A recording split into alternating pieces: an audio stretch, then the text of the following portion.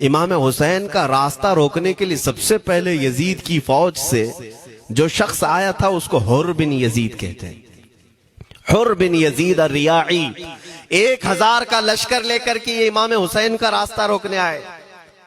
2 دن تک ادھر ادھر گھماتے رہا، اور جب جب نمازیں ہوتی رہی امام حسین مصلی امامت پر ہیں اور یہ یزیدی اقتدا بھی کر رہے ہیں. ہر جماعت امام حسین کے پیچھے ہو رہی ہے. لیکن میں آپ کو بتاتا ہوں 10ویں محرم سے پہلے امام حسین نے ایک خطبہ دیا اور یزیدیوں سے کہا کیا تم میری حیثیت کو نہیں جانتے؟ میں فاطمہ زہرا کا بیٹا ہوں، حیدر کرار کا نور نظر ہوں، رسول اللہ کا نواسا ہوں. میری نسبتیں کیا تمہیں نہیں معلوم؟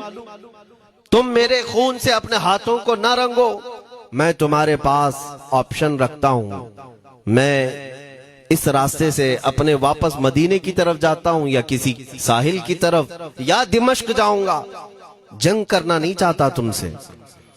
یہ 3 آپشن جب امام حسین نے رکھا تو یزیدیوں نے ایک کو بھی قبول نہیں کیا. وہ جنگ کرنا ہی چاہتے تھے، امام حسین کے خون کے ساتھ کھیلنا ہی چاہتے تھے.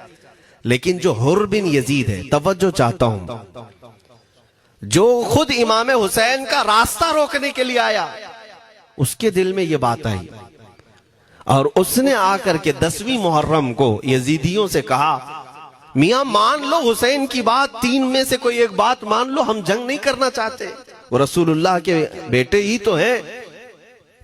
تو سارے جو سپہ سالار بڑے بڑے تھے، عمر بن سعد، شمر وغیرہ، حر بن یزید سے کہنے لگے تجھے کون کہتا ہے فیصلہ کرنے کے لیے؟ تو سپاہی ہے، 1000 کی نفری تیرے ساتھ دی گئی ہے، بس اگر تجھے ہمارے ساتھ رہنا ہے تو میدان میں جمع رہ ورنہ چلا جا، تو صلح کی باتیں مت کر.